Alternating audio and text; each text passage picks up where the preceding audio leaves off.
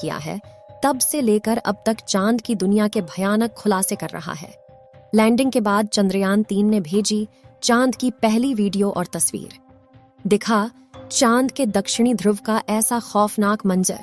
अगले 14 दिनों तक चांद पर घूमते हुए चंद्रयान करने वाला है बड़ा कमाल। इसरो का यह मेगा प्लान देखकर दुनिया भर की स्पेस एजेंसीज हैरान हो गई है। दोस्तों, चांद की कक्षा में पहुंचने से लेकर आज तक इसरो के चंद्रयान 3 ने हर रोज लगभग नई तस्वीरें और वीडियो भेजा है। और क्या आप जानते हैं कि रूस का लूना 25 जिस दिन क्रैश कर गया, उस दिन भी लूना के स्थित की दुर्लभ तस्वीरें साझा की थीं, जिसमें चंद्रमा का वह फॉरसाइट दिख रहा था जिससे धरती पर बैठकर किसी भी टेलीस्कोप से नहीं देखा जा सकता। लेकिन इस वक्त की सबसे बड़ी खबर यह है कि चंद्रयान 3 चंद्रमा की सतह पर सफलतापूर्वक लैंड कर चुका है, जिसके तुरंत बाद उसने अपने अंदर लगे एडवांस हाई क्वालिटी कैमरा की मदद से चांद के दक्षिणी ध्रुव की पहली झलक कैप्चर कर ली है। और अगले 14 दिनों तक वह बड़े कमाल करने वाला है, जिसका खुलासा आज हम इस वीडियो में करेंगे। साथ ही आपको दिखाएंगे इस मिशन से जुड़ा वह पहलू जिसे देखकर इसरो के लिए आपकी इज्जत 10 गुना बढ़ जाएगी। तो देखिए इस वीडियो को अंत तक। दोस्तों, 14 जुलाई को पृथ्वी से चांद के लिए रवाना हुआ चंद्रयान 3 ने इतिहास रच दिया है, जब उसने 23 अगस्त की शाम चांद के साउथ पोल पर लैंडिंग किया, जहां आज तक दुनिया का कोई देश नहीं पहुंच पाया। चंद्रमा आज भी अपने अंदर अनेक ऐसे रहस्य समेटे हुए हैं, इसलिए दुनिया भर के वैज्ञानिक इसमें काफी रुचि दिखाते हैं। इसी बीच इसरो की तरफ से बहुत ही बड़ी गुड न्यूज आ रही है कि चांद पर लैंडिंग के बाद चंद्रयान 3 के विक्रम लैंडर की कंडीशन बिल्कुल ठीक है, और इसलिए चंद्रमा पर रिसर्च करने के लिए अपने प्रज्ञान रोवर को चांद की सतह पर खुला छोड़ दिया है। और ये रोबोट अगले 14 दिनों तक चांद के बहुत बड़े खुलासे करने वाला है। वहीं विक्रम लैंडर के एडवांस कैमराज ने चांद पर अपनी लैंडिंग साइट की सबसे ताज़ा तस्वीरें भेजी हैं। इन लेटेस्ट फोटोज में सूरज की रोशनी को रिफ्लेक्ट करके चमक रही चांद की खूबसूरत सतह को साफ साफ देख सकते हैं। साथ ही यह भी देख सकते हैं कि चांद की सतह कितनी ज्यादा ऊबड़ खाबड़ है, जिसका यह हाल लंबे समय तक उल्का पिंडों की बारिश की वजह से हुआ है। वहीं लैंडिंग से ठीक पहले विक्रम लैंडर पर लगे लैंडर पोजीशन डिटेक्शन कैमरों ने चांद की कई कमाल की फोटोज खींची थीं।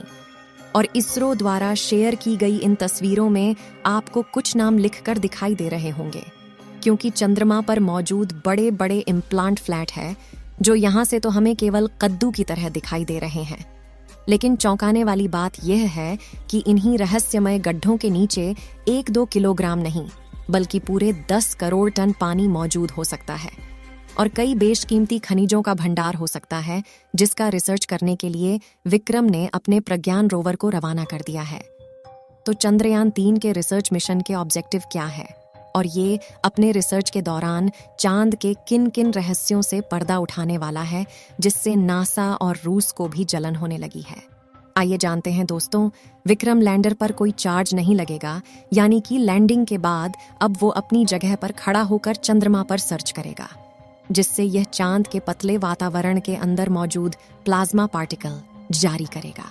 दिन और रात में चंद्रमा की सतह के बदलते तापमान की जांच करेगा, अपनी लैंडिंग साइट के आसपास आने वाले भूकंप की गति और तीव्रता की स्टडी करेगा, और सतह के नीचे लेजर फेंककर सरफेस एलिमेंट्स की जांच करेगा, जिसके लिए इसके अंदर 4 पेलोड उपकरण लगाए गए हैं। जबकि चंद्रयान 3 का प्रज्ञान रोवर अपने टायर्स की मदद के चलते हुए चांद के दूर दराज इलाकों की तरफ रवाना हो चुका है, और चलते चलते इसने इसरो को भी चांद का डेटा भेजना शुरू कर दिया है।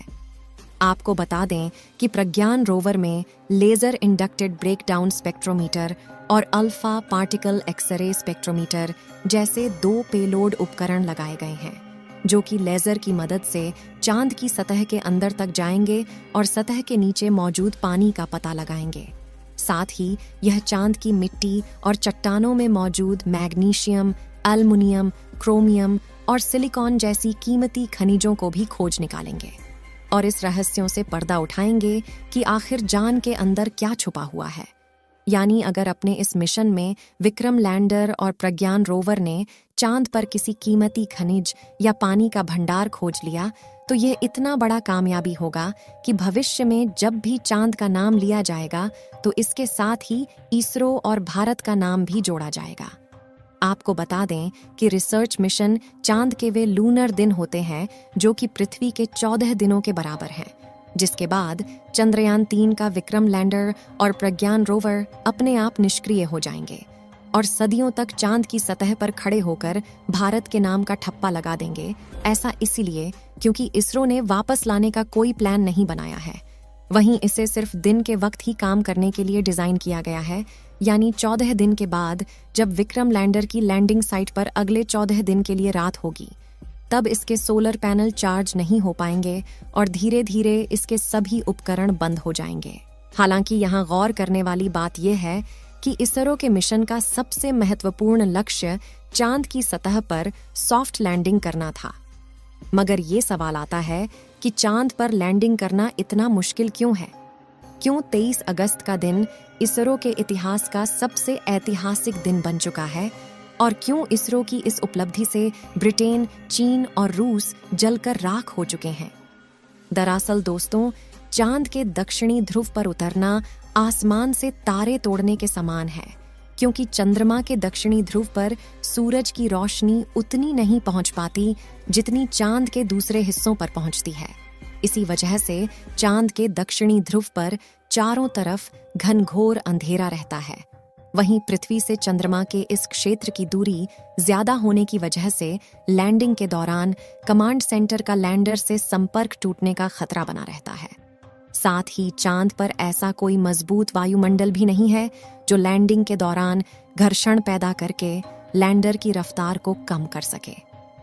इसी वजह से चंद्रमा के इस हिस्से में लैंडिंग करना काफी चुनौतीपूर्ण रहता है। ऐसे में किसी भी स्पेसक्राफ्ट को चांद पर लैंड करवाने का एक ही तरीका मुमकिन है, जिसे चंद्रयान 3 के विक्रम लैंडर ने ही अपनाया था। इस तरीके में लैंडर को चांद की सबसे छोटी ऑर्बिट में अपनी न्यूनतम ऊंचाई वाले बिंदु तक ले जाया जाता है, जो कि 20 से 30 किलोमीटर के बीच होता है, जिसके बाद लैंडर अपनी कक्षा छोड़कर चांद की सतह पर उतरने के लिए रवाना होता है और नीचे पहुंचने के दौरान अपने थ्रस्टर्स का इस्तेमाल करना शुरू कर देता है, जो विपरीत दिशा में फोर्स लगाकर इंजन ब्रेकिंग का सहारा लेते हुए स्पेसक्राफ्ट की रफ्तार कम करते हैं। रफ्तार को कम करने के बाद लैंडर के सामने जो अगली चुनौती आती है वह होती है चांद की धूल। इसी बात से आप यह अंदाजा लगा सकते हैं कि आखिर चंद्रमा पर लैंडिंग करना कितना मुश्किल है और इसरो के चंद्रयान 3 ने कितना बड़ा कमाल कर दिखाया है। और इस मिशन से इसरो ने वो कर दिखाया जो नासा और रूस जैसे बड़े देश भी नहीं कर पाए हैं। जबकि रूस तो चंद्रयान 3 से आगे निकलने की हड़बड़ी में एक हफ्ते पहले ही अपने लूना 25 मिशन में बुरी तरह से फेल हो चुका है। यानी भारत ने अमेरिका और रूस जैसे बड़े देशों को भी पछाड़ दिया है और पाकिस्तान तो अगले 100 सालों में भी स्पेस रिसर्च की फील्ड में भारत के आसपास तक नहीं पहुंच पाएगा। दोस्तों, आपको क्या लगता है, चंद्रयान 3 चांद पर पानी की तलाश कर पाएगा या नहीं? अपनी राय कमेंट में जरूर बताएं। इस वीडियो को एक लाइक जरूर करें और अपने मित्रों तक इस वीडियो को शेयर करें ताकि उन्हें भी जानकारी मिल सके। और भी नॉलेजेबल वीडियो के लिए अपने भरोसेमंद चैनल को सब्सक्राइब जरूर करें और बेल आइकन को ऑल पर सिलेक्ट करना बिल्कुल